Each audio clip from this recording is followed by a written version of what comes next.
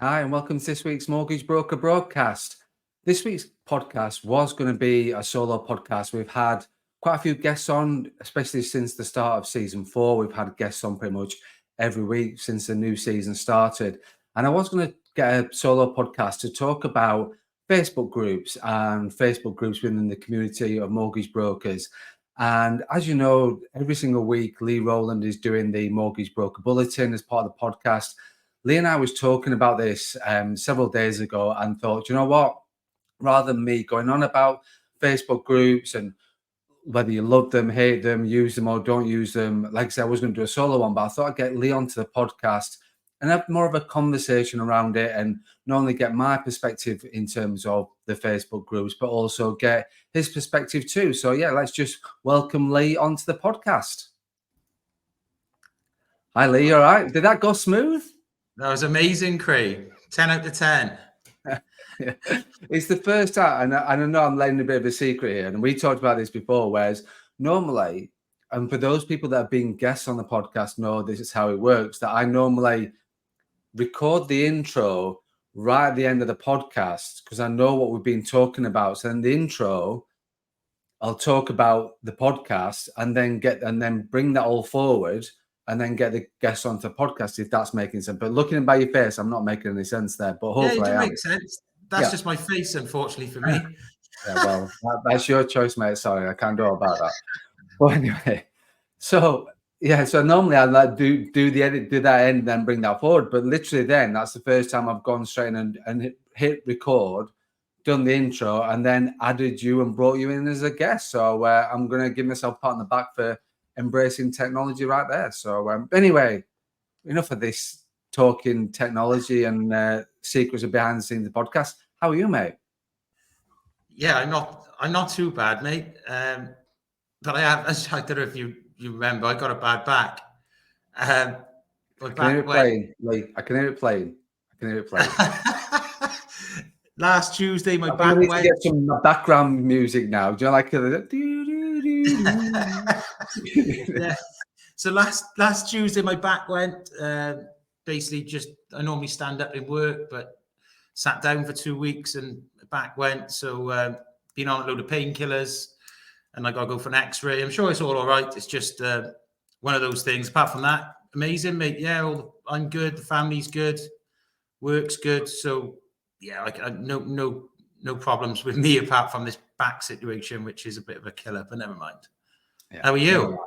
Yeah, good. Yeah, very good. I'm not got no back situation, but just getting over man flu, and it's my own fault with the man flu. I'm going to take responsibility because, as you do know, that I went down to London. I'm not blaming London for this, so I'm just clear from the start. But I went on public transport down to London a couple of weeks ago, came back, don't know with COVID, man flu, whatever it is, and like 2 weeks, I can still hear my throat now.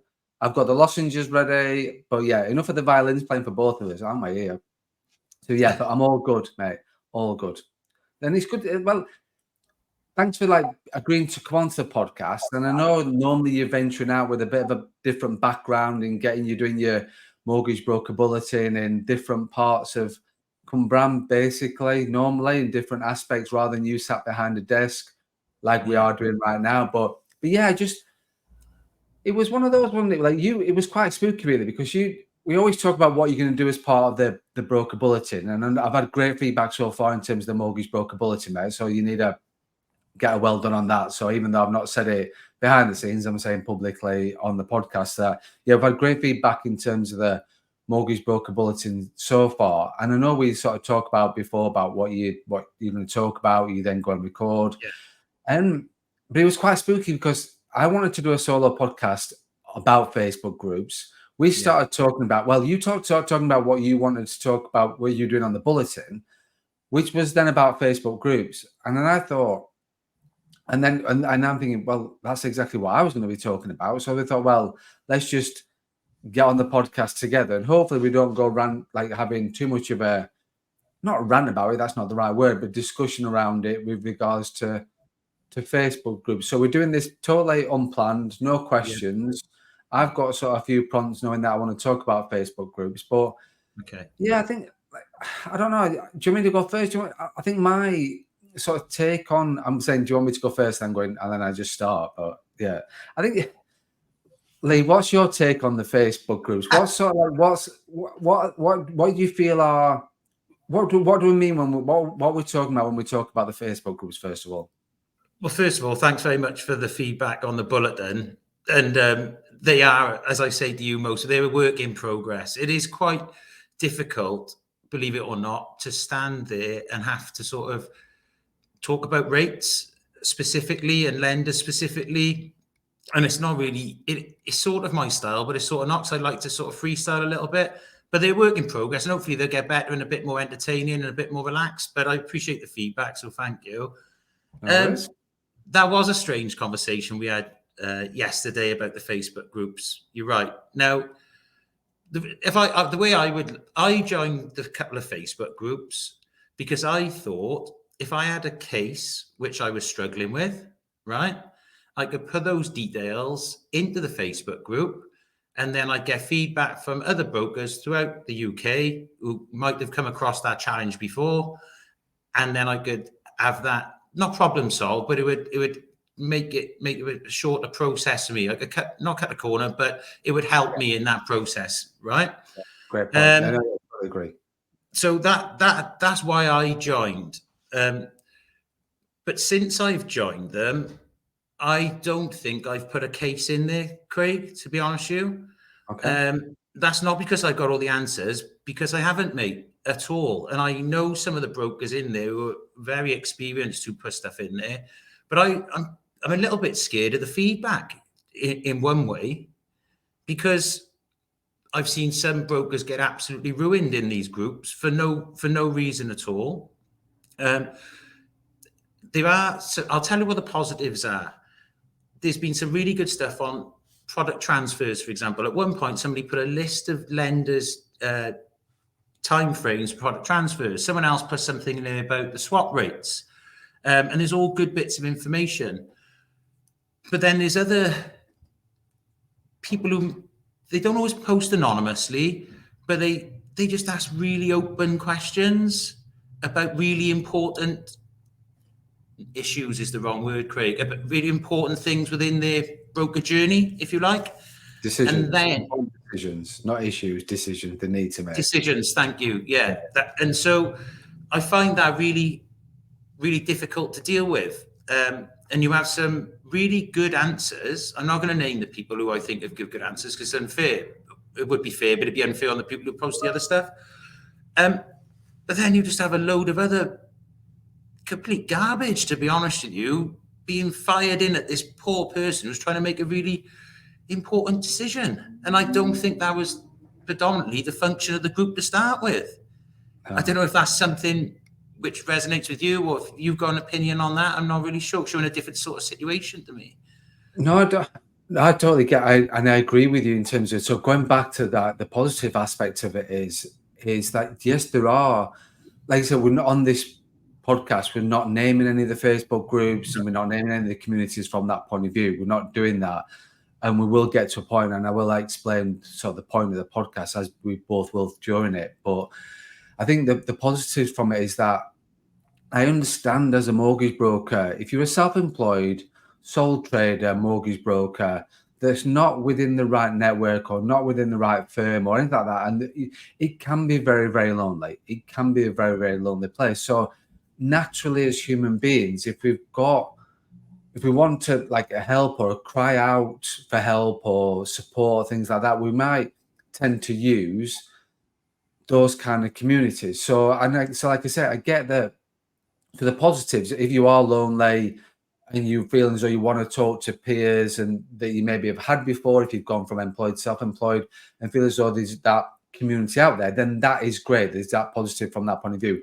Yes, it's okay to generic stuff. And like you said, this criteria, I think you can't, what made me smile then was when you talked about it, is that I've known brokers that will use the Facebook groups and then just that's their sourcing for their mortgage criteria. It's that, well, well, Leigh on this Facebook group says that it was only Precise that did this case, so that's why.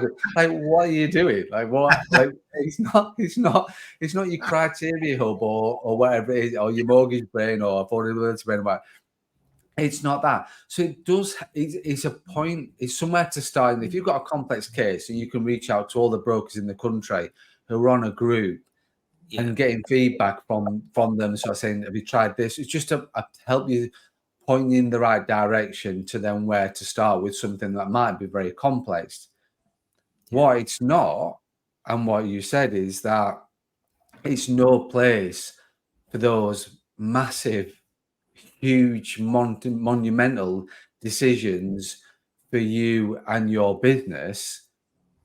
It's not the place for that, and we will talk a bit more. So there are positives around it in terms of criteria and feeling a bit though you've got a bit these other people that you can talk to, and I know there's some great friendships that have been built on sort of the community and that chat and that group, and people have connected and DM'd each other and felt as though they've got that support and something to talk to. But it's not a place to sort of say, should I go self-employed as a mortgage broker, or which network should I join? Because it's when you see those, like, I just bite my lip, Leigh. I think that's, and it was something else I thought about as well. Was Dan Knott was on my podcast a while ago, and he talked about this sort of similar sort of thing. Whereas he sort of said it was earlier on this year, and he sort of said that he'd seen on like the community group or something, I'm having a tough month this month. I'm like struggling with a number of leads. I'm not done many mortgages, blah, blah, blah. And he sort of said, you get people responding back, I've done 10 this week. I've done 20 this week. I've done 30 this week. It's just, it's not a place for motivation, supportive help from that point of view as well. From a mindset point of view, you're throwing yourself to the wolves. Yeah, you are. I think Hayley mentioned it last week, how good the mortgage broker community is on your podcast. Yeah. And that's my experience of it as well. I've had nothing but support from people all over Britain, including Dan. Me and Dan have swapped messages before. I won't go into naming people. Everyone knows how supportive people have been to me. I've said it on various podcasts before, and I've said it out loud, and I've seen them. But it sort of contradicts that theory when you go into the Facebook group sometimes, for just like what you said, say someone's struggling, and then someone basically just comes in and steamrollers them with, I've done 20 mortgages this week. And it's just like, well, 20, that's an exaggeration, but and then you've got to think of other people and where they are. If they are if they're having a tough time, blowing your trumpet isn't making them feel any better at all. It's making them feel worse. Or putting you, you earned 180 grand last year, and they're just starting off, and they've 20 grand, 25, they're sitting in their chair, spinning around on their own without any support, thinking, oh my God, what am I going to do? Do I have to pay for this course in order to get myself to this point? And maybe they could lose self-belief. I know I struggled when I first started. I was that person sat in that chair, Craig. And I researched into quite a lot of things due to not just due to, it wasn't the Facebook groups, due to everything really, to try and make an educated decision. But at the end of the day, I'm 44. I was 44 years old back then. I'm not a 25-year-old person who's new into the industry. You can be affected by the comments and the I don't know, blowing your own trumpetness. That's not a saying, is it? Ego. And so you've got to be careful of how other people are feeling. And because it is a supportive community, but in those Facebook groups, sometimes it just doesn't feel like it. And I don't know if people do it on purpose. I don't think they generally do. They're probably trying to help, but when you text something, the context comes out of it, doesn't it? Yeah, I think that's it. Like you said, the context does come out when you're just texting, messaging, and there's no verbal or visual communication in any way, shape, or form. Then the context will come out of it. But I think going back to what you said, I think it can be certainly an ego thing sometimes, where people are sat there on their own, or feeling that they're sort of competitive with other people in the business, or competitive with other brokers, which we've always talked. Like you say, Hayley was on last week talking about abundance mindset. Abundance mentality. Yeah, exactly. we can all, there's enough mortgages to go around for us all to be happy and to make a good living, and we can all support each other. That's what it should be about.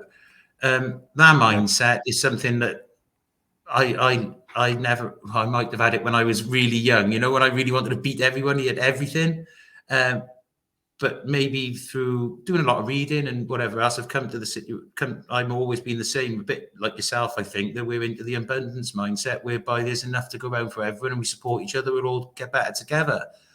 But sitting there, sorry, Craig, after you. No. I was gonna say, like, going back to what you point before, which was about like what the Hayley talked about, and what you've talked about, is that there is so much support as a mortgage broker. The feedback that I get from mortgage brokers coming into the industry, going from employed to self-employed, or starting out the industry, they're very, very surprised on how supportive the whole community is with regards to what they're looking to do in terms of help and support.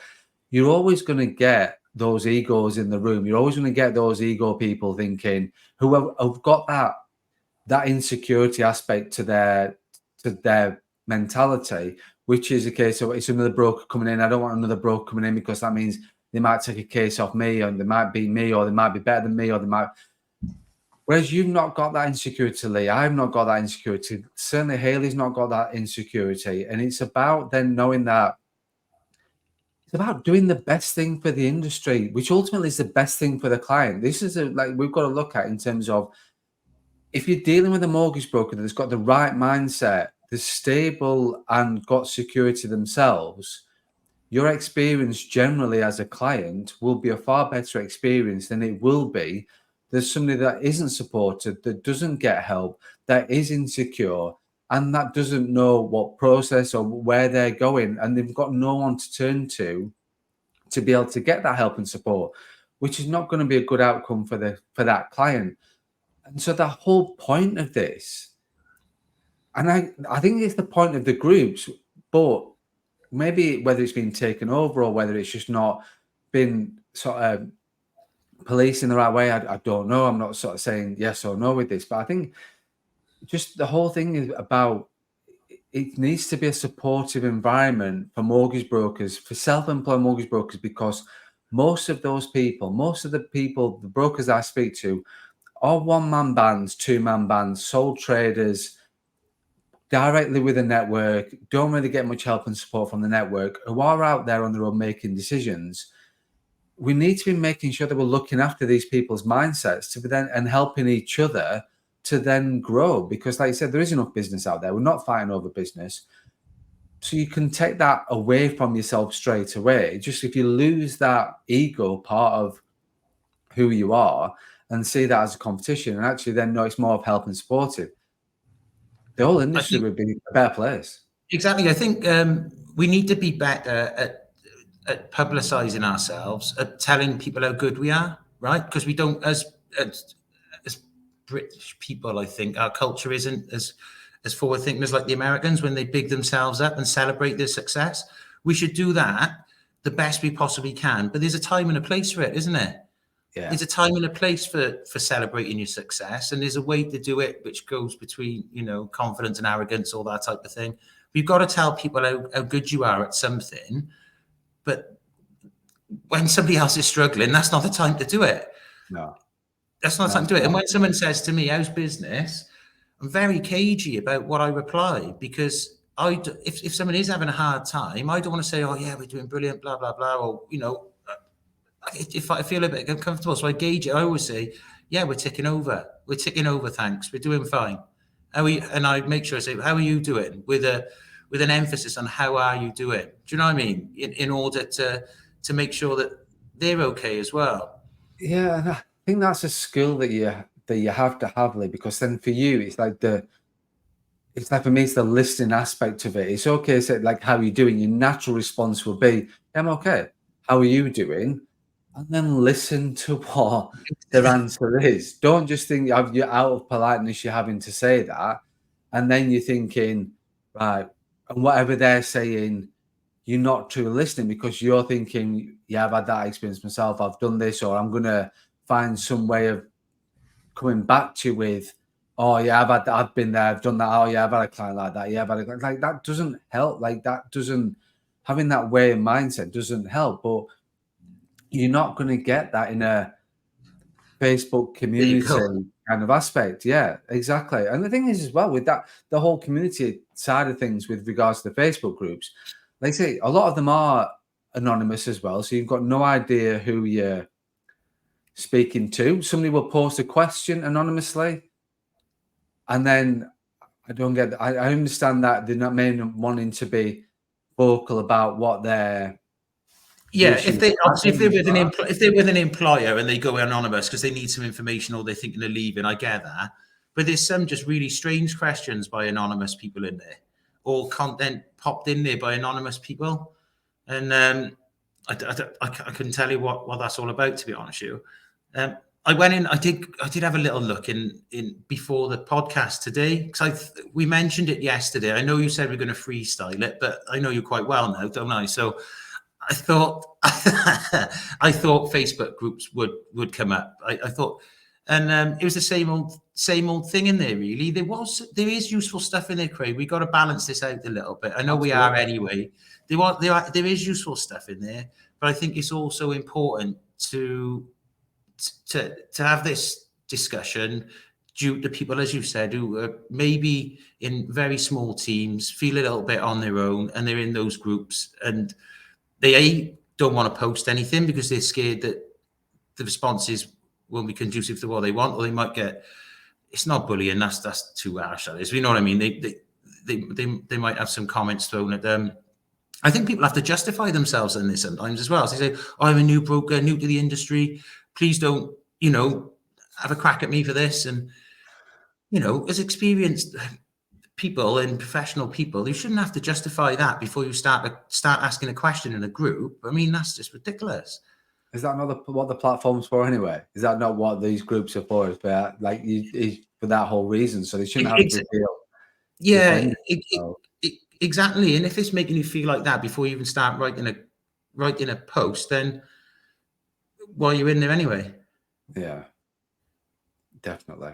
I think, like you say, we have kept it quite balanced from that point of view with regards to the groups. I think I would, like we've talked about, criteria and generic mortgage stuff, or feeling as though you want to just have a chat with somebody, then it's fine. But businesses decisions, so which network should I join?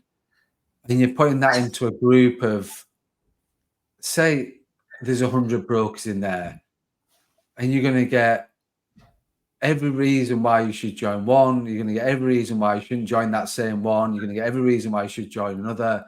You're just going to get, and as soon as one says, oh, join this one, then other people join the bandwagon. Yeah, join that one. But then you get nobody. It's and I do understand it, but I don't at the same time, because I think my take on that is that if you're putting into a group of strangers who you have no relationship with, who you do not know whether you trust them or not, you maybe feel like you can trust them. You may feel that there is no bias or there's no bullshit around it, but guarantee there's no trust. Guarantee there will be bullshit, and guarantee there will be bias, because you're just going to have that in an environment anyway, from a social media platform point of view. So if you are thinking which network, it's like going onto a football fans forum and saying which football. I'm new to following football. Which football team should I support? It's like, well, and is that big a decision as which network should you join? I think the jury will be out on that one. But do you know what I mean? It's just like a similar sort of thing. If you're going to get aspects of join these, and you're going to get personality in there as well, and bias. So they're having a bad time with that network right now, and they're looking to leave, then you're not going to get positive comments, or you get somebody that's joining that, you're going to get positive comments. It's going to throw even more confusion. And I think when you look at something like that, that's a massive decision for you, not only as a business, but you as an individual. So I think you've got to, they're the bits which don't need to be on a community. They're the people that you need to be reaching out to. Think about what's right for you. We talk a lot about values. Think about what your values are, and then reach out, select a few of those networks based on values and what help and support you need, and all the rest of it, or whether what their social media policies or what their website and the marketing things are. Think about what's important to you from a network point of view, and then choose those people, and then grill those down and get viewpoints on those three aspects. But don't, so then you make an informed decision, because you're never going to get the perfect network. You're never going to get that. You will always get positive, and you always get negatives with a network. You'll always get positive, negatives with going DA.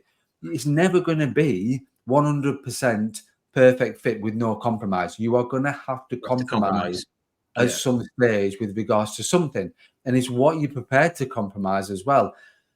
But find out what you're looking for yourself. Decide what you're looking for yourself as a network or DA, whatever the case may be. Define what you're looking for. Then reach out to the networks and look at whether there's any match, some percentage match coming up. And then if there is, narrow down to those 2 or 3, and then make your informed decision on what is right for you and your business, based on what network or going DA you're wanting to do. Don't because you'll just get confusion. You will literally throwing yourself into the confused line then. Well, I think that question's in there on a weekly basis, isn't it? It's in there on a weekly basis. Yeah. And there are some, let's not put a blanket over everybody, Craig, because there's a couple of people in those comments who are very helpful. And you know that, and I know that. Yeah. They're trying to direct people and give them support. And that is constructive. But say that's like 4 comments, you've got like 25 comments, which are semi-negative, aren't they? And then someone will mention one network and someone else will say, oh, they're a load of shit. They didn't let me do, excuse my language on your podcast, but they'll say, oh, they're a load of rubbish, and we couldn't do this with them, we couldn't do that with them. And all of a sudden they got like 40 comments, and all they want, and they're asking in the wrong place to start with. But like with me, I looked at some different networks. I did. I looked at different networks, chatted to a few different people. But obviously, that was before I plucked up the courage to ask you if I could go on my brand my way, actually. And then I spoke to you, and it was just a no-brainer. But this isn't an advert for my brand my way. That was just, I went out proactively and spoke to different networks. Initially, mine, Craig, I was focused on the split, right? That's how I was thinking. I'm not going to lie, I was focused on the split, but that was before I started learning more, because I was still very new to the financial sector. So I was just thinking about the split, looking at the forecast, blah, blah, blah. But then as I researched it more into like the social media policies and the actual lenders and the processes, then I spoke to you and it became a lot clearer. That's the type of research, like you're sort of saying, people should be doing. And that's what I went out and done as well. If I had put that question into a Facebook group, I think it might, like you all suggesting, it would have confused the hell out of me, and it would have put me back a mile. But I wouldn't have the constructive stuff in there. I wouldn't have known if those people were constructive at that point anyway. So now I do. I know if I went in there now, I could contact 2 of those. But that was so. Yeah, I completely agree with you. It's not really the place for that type of question if it can be helped. I mean, you've got to have other avenues where you can get support from, surely, rather than that. But there isn't. There is plenty of avenues that mortgage brokers can speak out to and just get independent, unbiased, partial advice from that point of view. From other, go on. Think about the network that you're looking at, and then speak to brokers that are within that network. Just what exactly is it like day to day? And if you're thinking about joining a network, ask them to refer people, ask them to sort of talk to people that are within that network, or maybe do your own research to find out who's part of what network and pick them randomly to then sort of get a different viewpoint. so there is plenty of places and different things and there's different, certainly individuals that will help you and give you a very unbiased aspect in terms of the networks. And I think, like you said, going back to the splits, then it's just it's the same as, I look at it the same as an introducer and an estate agent. Is that, well, you're giving me 25%, they're going to give me 26. Oh, 26% of what exactly? I don't know. Okay, well, I'll give you 26% then. If you don't know what you're talking about, I'll give you 26%. I'll give you 30. Because at the end of the day, 30% of fuck all is still fuck all. So, like, pardon my French for swearing on the podcast, but I think it's sort of, you've got, going back to the, I think it's sort of, what really sort of, I think why I get passionate about this is because then you're putting something into a group. There's a big thing that you've decided to do already. So you've already decided to be brave and thinking, I'm going to be an AR, or I'm going to be DA, or I'm going to join network. I'm going to go self-employed from being employed. That's a massive decision. If then you then put that into a group who's then giving you more confusion, you're more likely to go, this is too complicated. I'll just go back to that job that I hate doing day in, day out, and I can't stand on a Monday morning, and I don't like going to bed on a Sunday night kind of situation. So that's my point with all this, is that it's not about the groups. The groups have got have a right place within the context. I think the problem that I have is that is just the putting that question, a massive decision of, should I go self-employed, or what network should I join, or should I just do mortgage only, or should I do protection as well? It's just like, wow, you're just going to get so many different answers back that's just going to confuse you even more. You hit that wall of confusion, and then you're just going to go, so this was a game of soldiers. I'll just go back to what I did before. And that's my true passion about, that was the whole spark for the podcast, and what gets me going on the Facebook groups, is because it's just like, well, don't do that. Just find out, know what you want, find out what your options are. Yeah. And then once you know what those options are, make your informed decision. Exactly. And that's it. Stick with it. And when I was looking at so there were some excuses. Oh, I was told to go with that network, but then they turned out they weren't very good. So I then went there, and it's just like excuse. It's just, you've got an excuse. If you then look at the group, you've got an excuse why. I've just realized we talked about this before the podcast, and I always talk about the 80-20 rule. So this is why you're not a guest today. This is why we're doing this jointly.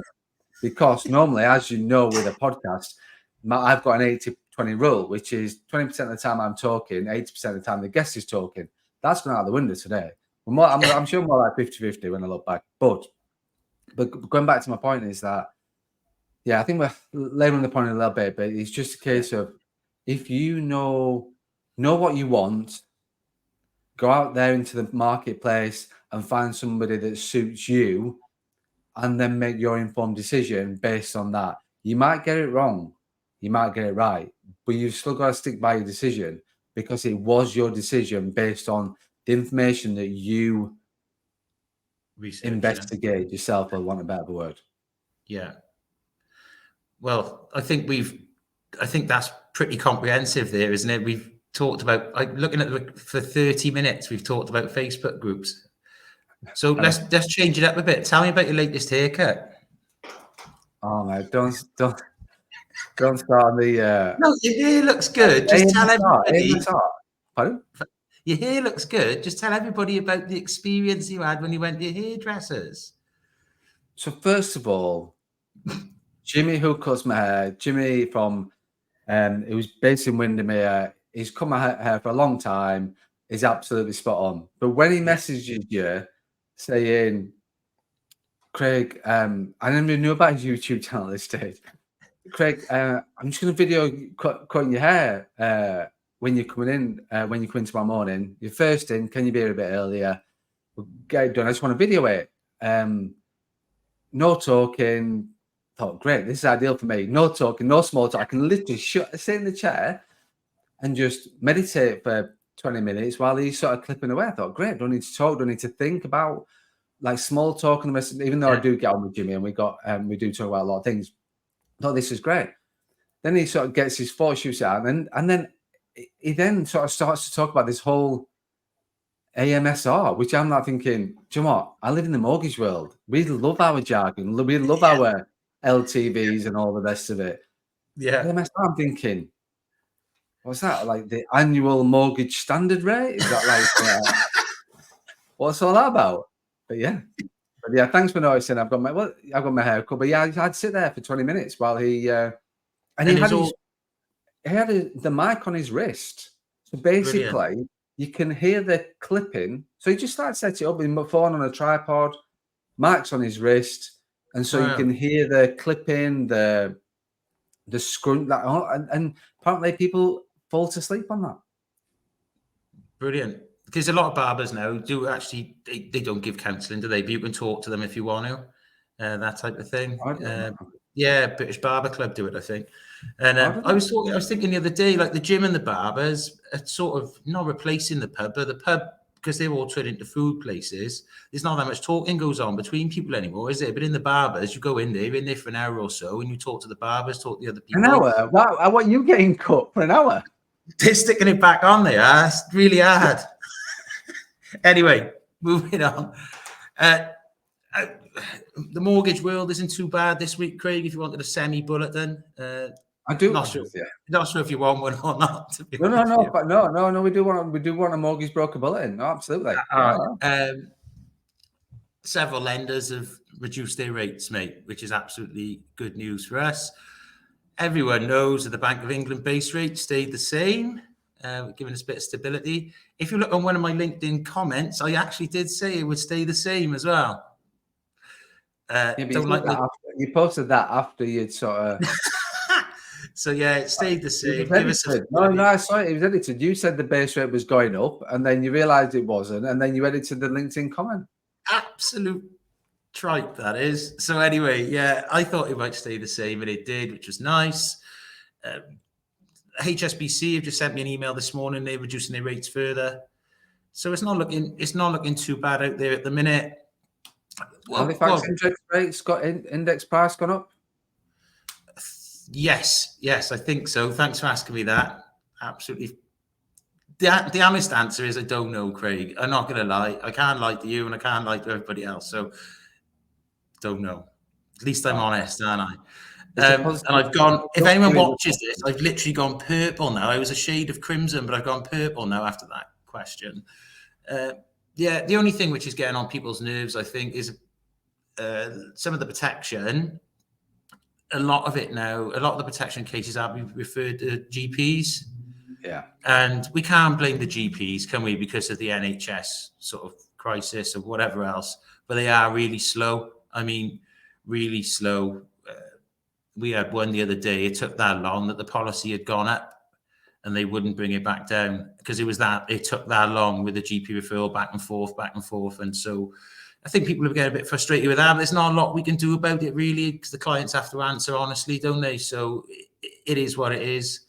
Yeah, I think it is, like I say, it is taking longer than ever. And I think my take will be, and I know your process is different anyway, but if I was a broker, I wouldn't be talking about the protection at the end when the mortgage offer's coming out now, and then I'd just be talking about it and get it in place up front when you're talking about the mortgage. And like, yeah, you can might need to tweak the protection a little bit, but at least you've got it underwritten and all in place, ready for when the mortgage is ready to go, rather than waiting on GP reports. But yeah, it's gone back to the good old days of advising clients to book an appointment with your GP and then just walk in and say, like, what's your problem? And so I said, I need you to fill this form in and I'll be on my way, kind of thing, to the GP. But yeah, you're right. That is a frustration right now, particularly obviously with the protection policies. Yeah, but apart from that, I think apart from the Facebook groups, I think people are generally happy. Looking across LinkedIn, looking at social media, talking to other brokers. You know, I check in with other brokers as well. We got a little WhatsApp group for South Wales, which is quite nice, and an OCS financial group's going as well, which is nice for support. And everyone seems pretty happy. I know it's hard, isn't it? Because some people are saying the business is slowing down slightly. on the flip side, other people are saying that they've got loads of new inquiries. So it's hard to, from my point of view now, Craig, nothing nationally. I'm not don't know national statistics, but from what I've spoke to people, it's quite a varied mix, but everyone doesn't seem too bad, to be honest. They seem okay. And, just got to try and smash it now before Christmas. I think that's what you've got to do, is just dig deep and go for it till Christmas now. Definitely. I think you're absolutely right there. I think there is certainly a positive vibe about the whole mortgage broker world right now. The house buying process is challenges as always, but there's positive news that is out there. I think it is, like say, smashing it in before the end of the year is absolutely right. I know a lot of brokers will wind down in December and take December off, or particularly the self-employed ones tend to sort of take a bit easy in December. So you've got 3 weeks left of the year in essence, 3 or 4 weeks left. Make it there, but you're right. There is sort of, and as well setting it up for next year as well. So I think that's important message for right now is getting it, keep smashing it for the end of the year, keep influencing your 2023 result, and then start to think about later on in this month what your plans are for 2024 and what your goals are going to be, which I'm sure I'll be covering on other podcasts as well. Yeah. Well, the good thing about the chat about when the base rate is in the news, and because there's loads more brokers now doing educational content, people are more aware of their mortgage and their fixed rate when they come into an end, if they're on their standard variable rate. So that's great news for us as a sector, isn't it? Because there's more awareness. I know it's not probably brilliant news. Well, the base rate staying the same is good, but it's not low rates. But at least the awareness, the education is there. So people are then contacting us more regularly and quicker in the process than they would before. Definitely. Yeah, just over Christmas, just to let everyone know, not that they care what I do, but I doubled down on everything over the Christmas period last year, like doubled the social media, doubled everything in order to then hopefully have an influx of inquiries for January, and just letting everyone know it did work. So if you did fancy doing that, I had results on doubling up rather than slowing down over the Christmas period. Brilliant. It's going to kickstart the year. People always get divorced, so it's always happy news of getting Christmas out of the way, and then that's it. Mate, I've been in the estate agency mortgage services far too long. I know what how it works. So yeah, normally straight after Christmas is the time for, and if you're doubling up on your social media, particularly around that time, then you'll be plenty of people out there looking to buy and sell in the new year. So yeah, that's just what I done. Well, Leigh, thank you so much for agreeing to come on to full podcast. A little bit different of a mortgage broker bulletin this week, but thanks for agreeing to come on. Oh, it's my pleasure, mate. Thanks so much for having me on, and it's great to have a catch up with you and a chat. And thanks very much. I really appreciate the invite. No, thank you, and it's good to catch up. And hopefully we got the message out there that we don't have a problem with the Facebook groups. It's just using the Facebook groups sensibly, and if there are big decisions to be made, then Facebook groups aren't necessarily the place to help you make that informed decision. So, but Leigh, thank you so much. Thank you for everybody that listened and subscribed so far. And as always, don't forget to run your own race.